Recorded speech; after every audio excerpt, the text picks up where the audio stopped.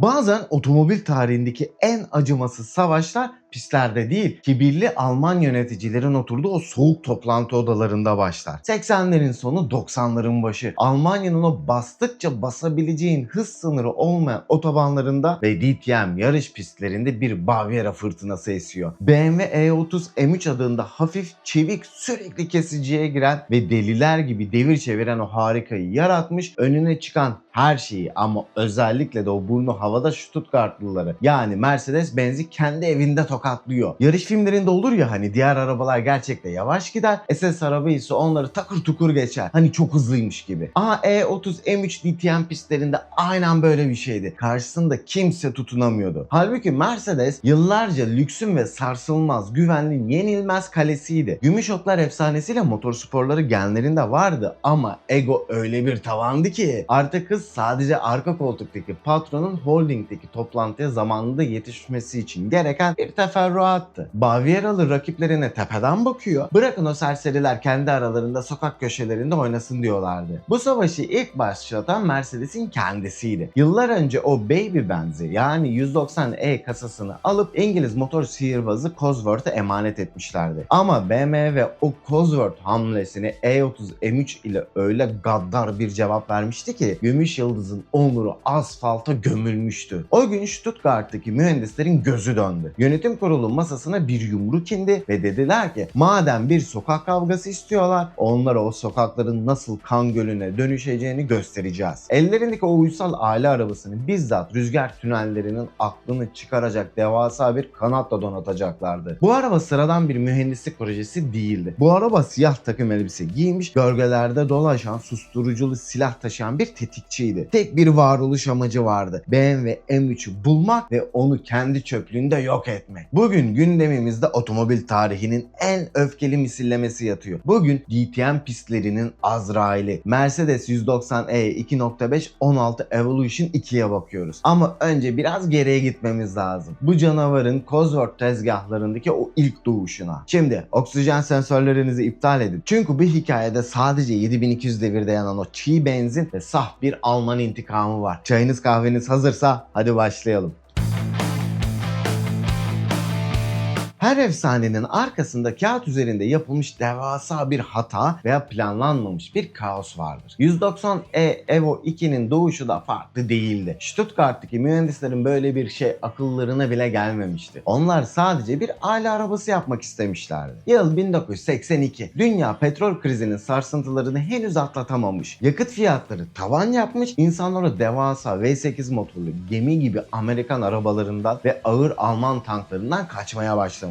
Mercedes yönetimi panik butonunu tüm güçleriyle basmıştı. Fabrikalarındaki o devasa ağır ve lüks arabaların yanına daha küçük, daha az yakan şehre uygun bir araba üretmeleri lazımdı. Ama Mercedes'in bir kuralı var. Ne kadar küçük yaparsan yap o araba bir Mercedes gibi hissettirmek zorundadır. O A serisinin ilk nesli hariç. Allah affetsin onlar neydi öyle ya? Hatırlayanlar var mı? Çok çirkin değiller miydi ya? Geyik testinde de çakmışlardı. Neyse konuyu çok dağıttım. O zamanlar Mercedes dediğim mi akan sular dururdu. O banka kasası gibi kapanan kapı sesi, o yolda süzülme hissiyatı, o sağlamlığı asla bozulamazdı. Bu takıntı onlara otomotiv tarihinin en pahalı faturalarından birini kesti. W201 kod adıyla bilinen o meşhur 190 kasasını geliştirmek için tam 2 milyar Alman marka harcadılar. Tabi o zamanlar Almanya hala iki parça ve para birimleri mark. Bugünün parasıyla akıl almaz bir Ar-Ge bütçesi. Enflasyonu falan düşününce neredeyse 2,5 milyar euro yapıyor. Sadece arka süspansiyonu geliştirmek için yıllarını verdiler.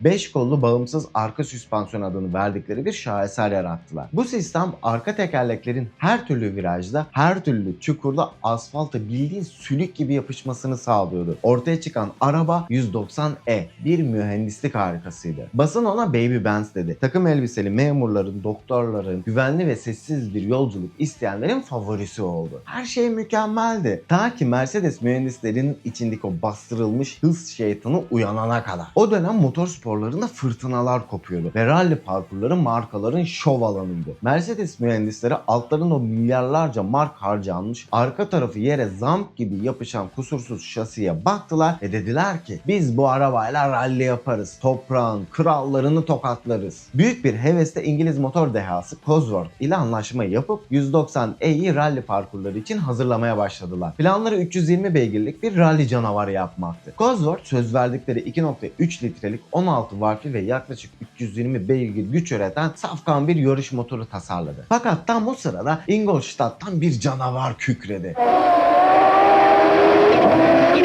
Audi Quattro adını verdiği o 4 tekerlekten çekiş sistemini rally parkurlarına indirdi. Grup B videosunun linkini bırakıyorum. Merak ederseniz bir bakın ona da. Quattro öylesine insafsız, öylesine kusursuz bir yol tutuşa sahipti ki sadece arkadan itişli arabaların devri bir gecede tek bir vites atışıyla sona erdi. Audi'nin sürücü koltuğunda da Michelle Mouton adında bir ablamız vardı. Onun da hikayesini anlatmıştım, onu da bırakayım. Michelle Mouton erkek egemen bir spordaki yegane kadındı ve altındaki Quattro ile tam bir efsaneye dönüşüyordu. 1982 yılında babası vefat etmeseydi o yıl Grup B şampiyonu oluyordu. Konuyu çok dağıtıyorum biliyorum, kusuruma bakmayın ama Michelle'i anmadan olmaz. Bu kadın ve altındaki Quattro rally parkurlarındaki tüm fizik kurallarını yeniden yazmıştı. Bunu gören Mercedes mühendisleri Cosworth'un tasarladığı motoru rally için seri üretime sokmaktan vazgeçti. Projeyi rafa kaldırdılar ve ellerindeki o milyarlarca marklık arkadan itişli Baby Benz'e çamurun ortasında öylece kala kaldılar. Rally hayali daha marşa basamadan bitmişti. Ama Stuttgartlılar inatçıdır. O devasa şasiyi, o kusursuz süspansiyonu ve motoru çöpe atmaya niyetleri yoktu. Madem çamurda savaşamıyoruz dediler,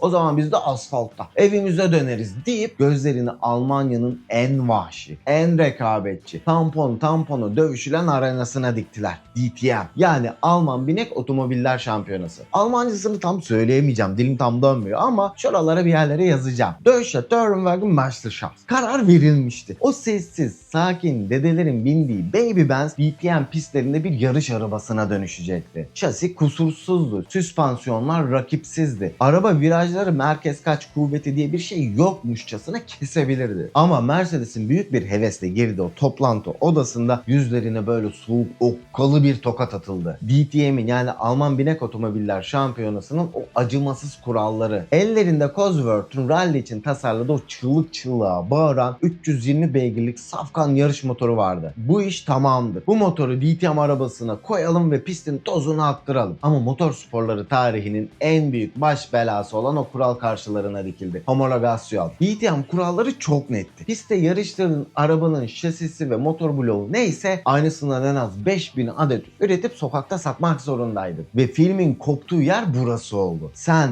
320 beygirlik rölantide bile titreyen, sürekli yüksek deviri isteyen, yağ yakan agresif bir rally motorunu Stuttgart'ta bir diş hekimine veya bir bankacıya satamazdı. O motor sokak trafiğine, kırmızı ışıklara, dur kalklara gelemezdi. 2 günde cozuturdu. Mercedes'in o sarsılmaz dayanıklılık ve kalite imajı bu motor yüzünden yerle bir olurdu. Cosworth ve Mercedes mühendisleri tekrar masaya oturdular. Ellerinde rally için tasarladıkları o 320 beygirlik 16 valvli 2.3 litrelik şaheser zaten duruyordu. Ama o vahşi yaratığı ehlileştirmeleri, sokaklara uygun hale getirmeleri gerekiyordu. İngilizler o yarış motorunu sıfırdan yapmak yerine biraz gücünü düşürdüler. Pistonlar ona deli gibi yüksek sıkıştırma oranını düşürdüler. Egzantrik millerin zamanlamasını sokaktaki dur kalk trafiğe dayanacak şekilde yumuşattılar. Emme ve egzoz portlarındaki o muazzam hava akışını koruyarak motoru sokağa ve emisyon kurallarına uygun hale getirdiler. Marşa bastıklarında o rölantide bile titreyen yarış motoru gitmiş, yerine 7000 devirlere kadar tırmanan, metali metale vuran ama günlük kullanıma uygun atmosferik bir motor gelmişti. Bu motor tam 185 beygir güç üretiyordu. Belki rally için planlanan o 320 beygirlik bir canavar değildi ama 1983 yılı için atmosferik ve sokağa çıkabilen 4 silindirli bir motordan alınan 185 beygir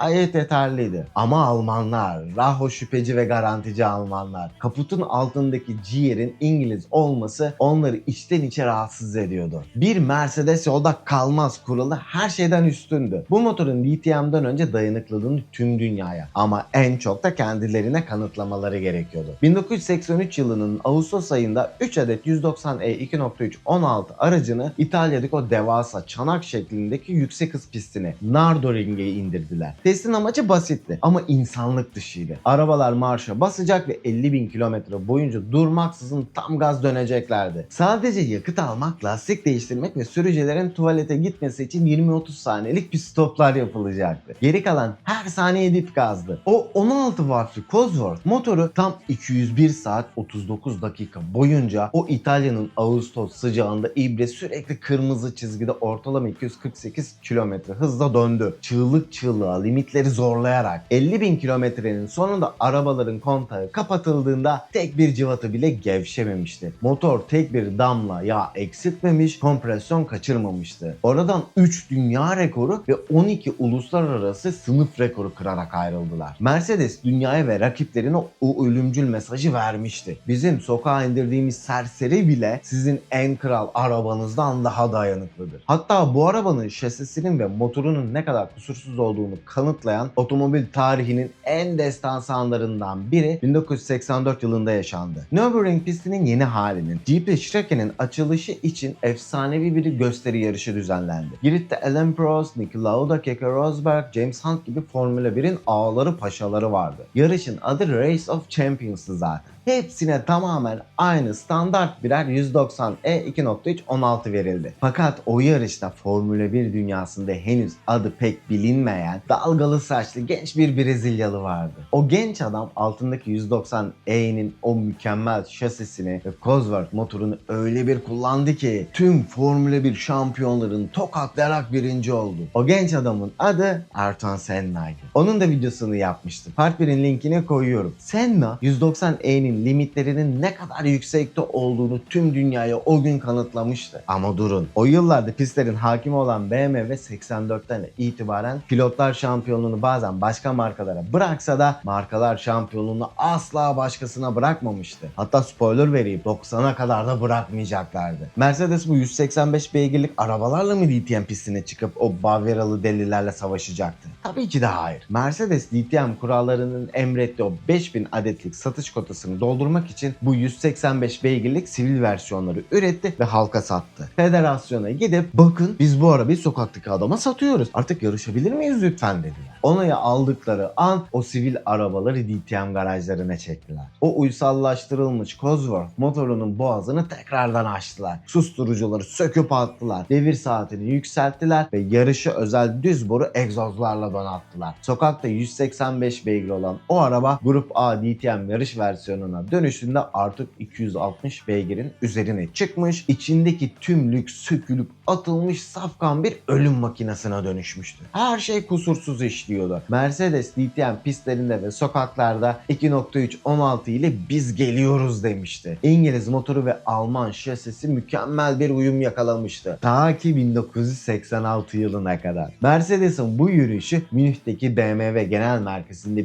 büyük bir öfkeyle izleniyordu. Bavyeralılar can düşmanlarının pistlerde şov yapmasını hazmedemediler ve o güne kadar yapılmış en vahşi yarış arabalarından birini, ilk BMW E30 M3'ü asfalta saldılar. BMW'nin de kaputunun altında 16 wattlı bir motor vardı. Ama E30 M3 kasası Mercedes'ten çok daha hafif, çok daha çevik ve aerodinamik olarak çok daha fenaydı. DTM pistleri bir anda iki devin birbirinin kaportasını ezdiği, aynalarını kırdığı, milimetrik farklarla çizgiyi geçtiği bir kan gölüne dönüştü. M3 gelmiş 190E'nin tahtı daha tam oluşmadan birden tuzla buz etmişti. Savaş artık motor kaputunun altında değildi. Valfler büyümüş, egzozlar genişlemiş, beygirler havada uçuşmaya başlamıştı. 1988'de Cosworth motorunun hacmi 2,5 litreye çıkmış, araba 204 beygire ulaşmıştı. Ama Mercedes mühendisleri salt motor gücüyle hafif ve kıvrak BMW M3'ü virajlarda alt edemeyeceklerini acı bir şekilde yutkunarak kabul ettiler. Bavyeralı psikopat virajlara öylesine saldırıyordu ki Mercedes'in o ağır başlı şasisi rüzgara ve merkez kaç kuvvetine yenik düşüyordu. Bir araba asfalta nasıl daha fazla basardı? Cevap motorun içinde değil, rüzgarın içindeydi. Downforce. Rüzgarı bir düşman olmaktan çıkarıp arabayı asfalta çivileyen görünmez bir ele dönüştürmüştü getirmeleri gerekiyordu. Stuttgart'taki o toplantı odalarında Mercedes tarihinin en büyük günahı işlendi. Bugüne kadar ürettikleri o zarif, aerodinamik olarak temiz hatlara sahip sedan arabaların üzerine kocaman eklentiler takacaklardı. DTM'in o meşhur homologasyon kuralı hala devredeydi. Pistte ne çıkaracaksan aynısından sokağa da satmak zorundasın. Önce 1989'da Evolution 1 yani Evo 1 modelini asfalta indirdiler. Sadece 502 adet üretildi. Çamurluklar biraz daha şişmiş, iz genişliği artmış, arkaya ufak ama etkili bir rüzgarlık eklenmişti. Arabanın duruşu agresifleşmişti ama Mercedes bunun sadece bir ısınma turu olduğunu çok iyi biliyordu. Evo 1 rakiplerine bekleyin geliyoruz mesajıydı. BMW M3 bu hamleyi gördü ama hala tahtındaydı. Fakat gerçek kıyamet tam bir yıl sonra kopacaktı. Mercedes o okkalı tokadı 1990 yılındaki Cenevre Otomobil Fuarı'na saklamıştı. Fuarın kapıları açıldığında sahnede siyah, çamurlukları şişirilmiş ve bagajının üzerinde o güne kadar bir Mercedes'te görülmüş Japon bosozokucuları bile kıskandıracak en absürt, en devasa kanadı taşıyan bir yaratık duruyordu. 190 E 2.5 16 Evolution 2. Arka kanat sadece görsel bir şov ya da ergen bir modifiyecinin hayali değildi. Stuttgart Üniversitesi'nden Profesör Richard Epler'ın aerodinamik dehasının bir ürünüydü. Ön tampondaki devasa splitter ve arka camın bittiği yere eklenen o küçük spoiler ile birleştiğinde rüzgarı bir bıçak gibi yarıyor ve arabayı bildiğim böyle resmen asfalta presliyordu. Bu devasa eklentilere rağmen arabanın sürtünme katsayısı 0.29 gibi inanılmaz bir rakamdı. Bu tasarım o kadar uçuk, o kadar radikal ve bir Mercedes için o kadar küfür gibiydi ki sadece basının değil rakiplerin de aklıyla oynadı. Haberler hızla Münih'e, BMW'nin genel merkezine ulaştı. BMW'nin o dönemki araştırma ve geliştirme şefi Wolfgang Russell masasının üzerine konulan Evo 2'nin o devasa kanatlı rüzgar tüneli verilerine ve fotoğraflarına baktı. Yıllarca Mercedes'in o ağır ve hantal tasarımlarıyla dalga geçmiş, kendi M3'ünün kusursuz aerodinamiğiyle gurur duymuş bir adamdı. Fotoğraflara uzun uzun baktı, elindeki kalemi masaya fırlattı ve tarihe yazılan o dalga geçen ama bir o kadar da çaresiz cümleyi kurdu. Görünüşe göre Münih ile Stuttgart arasında aerodinamik kuralları farklı çalışıyor. Eğer o arkadaki ucube kanat gerçekten işe yarıyorsa bizim kendi rüzgar tünelimizi yıkıp baştan yapmamız gerekecek. Ha ha ha. Russell o cümleyi bir aşağılama, bir inanmazlık olarak kurmuştu. Ama Alman otomotiv tarihinin kulislerinde konuşulan o efsane kısa süre sonra gerçeğe dönüştü. Evo 2 pistlere inip o devasa kanadıyla virajları dönmeye, M3'leri dışarıdan avlamaya başladığında BMW o kanadın gerçekten de işe yaradığını, rüzgarın nasıl kullandığını dehşet içinde gördü. Ve Russell'ın o kibir dolu